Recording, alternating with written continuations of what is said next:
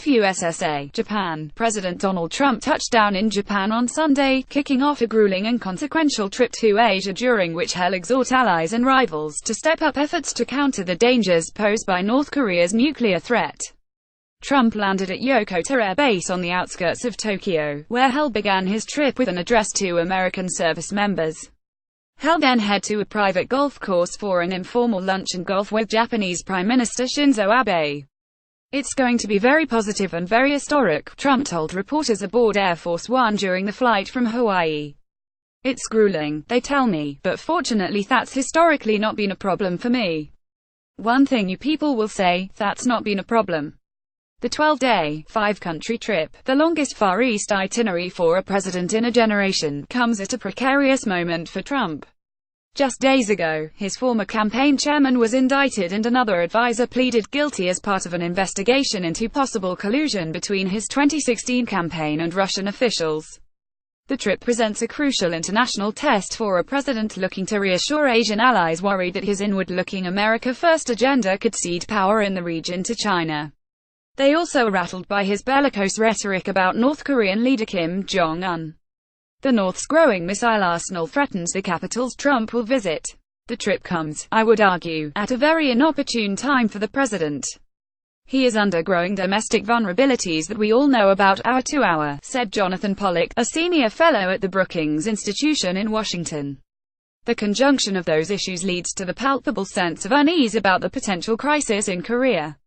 Trump's spontaneous, and at times reckless, style flies in the face of the generations-old traditions and protocol that govern diplomatic exchanges in Asia. The grand receptions expected for him in Tokyo, Seoul, Beijing and beyond are sure to be lavish attempts to impress the president, who raved about the extravagances shown him on earlier visits to Saudi Arabia and France. The trip will also put Trump in face-to-face meetings with authoritarian leaders for whom he has expressed admiration. They include China's Xi Jinping, whom Trump has likened to a king, and the Philippines' Rodrigo Duterte, who has sanctioned the extrajudicial killings of drug dealers. Trump may also have the chance for a second private audience with Russian President Vladimir Putin, on the sidelines of a summit in Vietnam. He told reporters that the meeting is expected to happen and that he will want Putin's help in dealing with the North Korea nuclear crisis.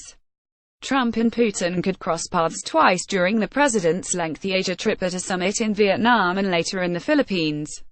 It was unclear where they would meet. Trump and Putin previously met along the sidelines of a summit in Europe this summer.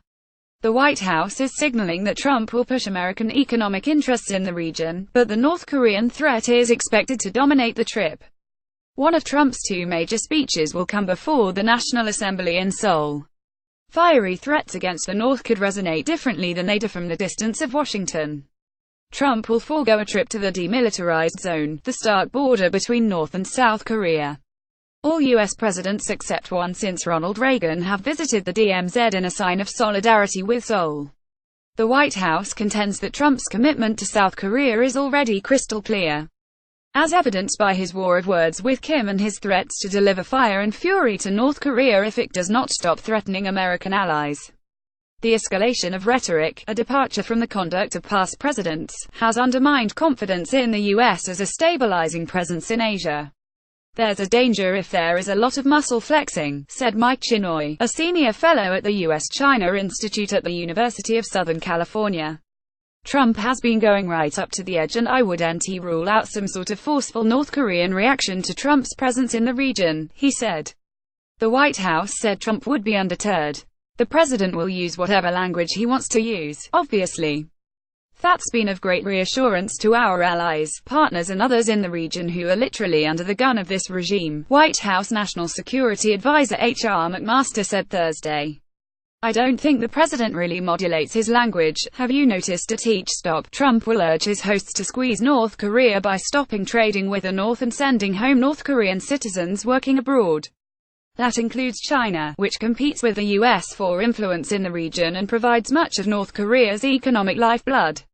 The White House is banking on the close relationships Trump has established with some Asian leaders to help make his demands more palatable. Officials acknowledge that Trump does not yet have a feel for Moon Jae-in, South Korea's newly elected liberal president. But Trump has demonstrated cordial relations with Xi and has struck up a friendship with Abe.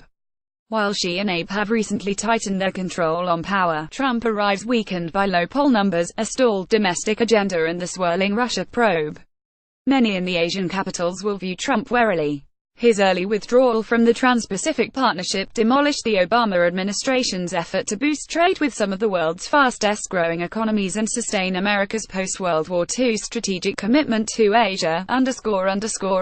Associated Press writers Jill Colvin in Tokyo and Matthew Pennington in Washington contributed to this report. Follow Lemire on Twitter at http://twitter.com/John Lemire.